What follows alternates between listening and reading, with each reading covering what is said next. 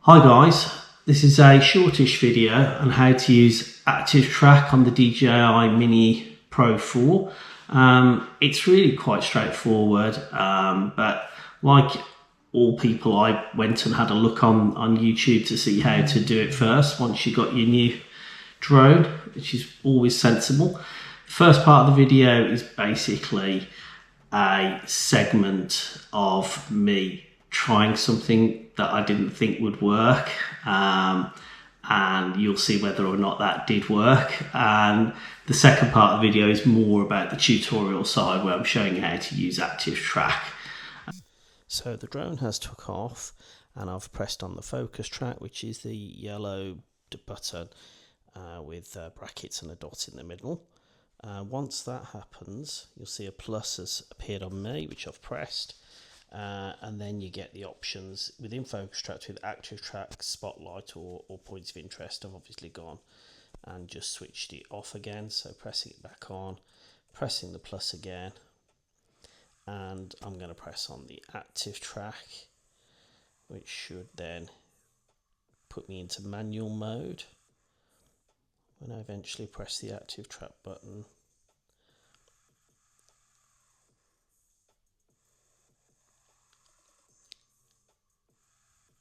now, and you'll see that it's in manual, so that means you can alter it and adjust it. You'll see the two circles there, which I'm using now to swipe on the drone. That's the inner circle and the outer circle. The inner circle is obviously closer and lower, the outer circle is further away, and it's actually higher also.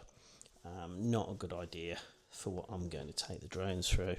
It's better to have it on the inner circle, and I've just moved it around a little bit there, you'll notice. Still on the inner circle, but I really want that right at the back of me to give it the best possible chance of getting through this very dense wood with lots of overhanging branches.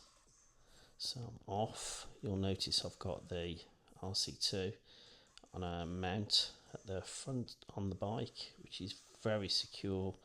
That will cost you about £15 off Temu or AliExpress. That particular one was off Temu. It's very, very rigid, stays put. That's about $20 US. I had about a few dollars for taxes. Not much really. It's doing a good job of staying with me, avoiding all these low-lying branches. You can see the high density of the forest to the left and to the right, so it's really got nowhere to go, so it can only go down and then back up and follow me. It's still whizzing off to the... Oh, it stopped there, and it didn't lose me, even though I'd gone quite far in the distance in the dark wood. I've obviously brightened this up in post,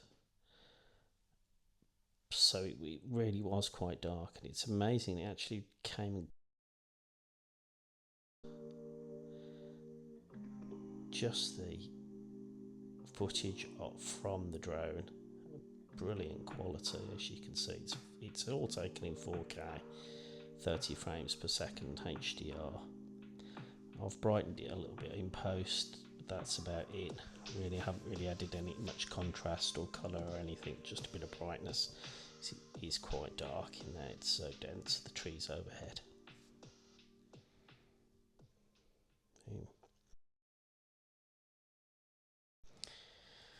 So now I'm actually just zipped off to a local park, which is much more open, none of the woods. Just swipe down twice just to record the screen, so the screen's on screen record now. And I haven't pressed record from the drone yet, so I've taken off and it's in front of me, and I've just pressed record, so it's now recording the footage. I'm going to cycle in front of it. Hopefully I'll press the focus track button now to the left, which I have, and there's a plus which you could just press on the plus. It just gets you instantaneously. And you've got three options: spotlight, points of interest, and active track. So obviously I've pressed active track. Keep it on the manual, so that wheel to the left, you've got full control of it then, and you can decide where you want the drone for the footage. And obviously if you've got your RC2 mounted on your bike or with you, you can change the position all the way through that to change the footage you're getting. I thought it'd be interesting to have it coming from the front, in front of me, a bit lower, and then see how it goes. Moving on.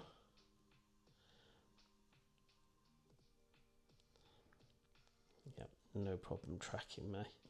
One of the downsides of coming in the middle of the day is obviously you're going to get a lot of people in the park. Probably better to come a bit earlier when you don't have people in the park and you've got much more control. You don't really want to be spoiling anything for the people who've also come to the park. I've noticed a couple of people walking towards me, obviously not to have the drone in front of them.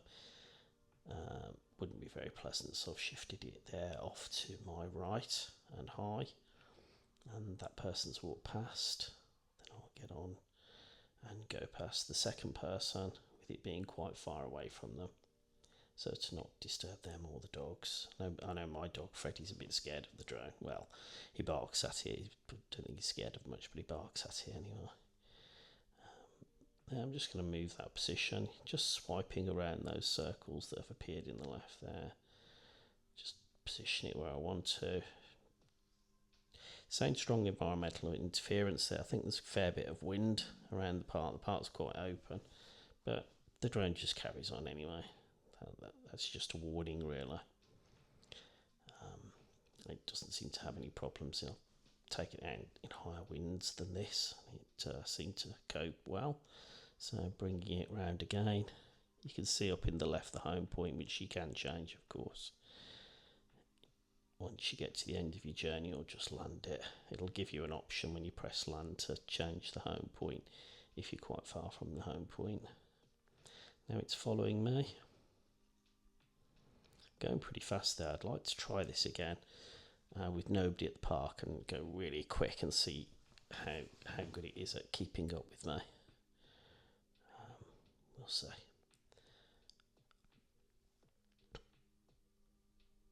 It's avoiding everything there. There doesn't appear to be anything. Bars just coming up there which showed the obstacle avoidance was working, but nothing at the moment.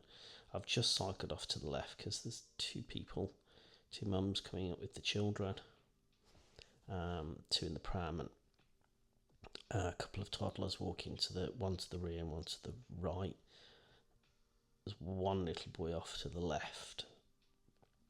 You don't actually see in the footage at all. I've blurred out obviously the other child, but he was absolutely fascinated with the drone. So boys and toys, start early. His mum was calling him quite frantically to come and catch them up, but he was having more fun looking at the drone. So don't blame him really. And there you go, coming towards the end of it. You'll notice that the obstacle avoidance works right at the end there. When I'm coming to bring it into land,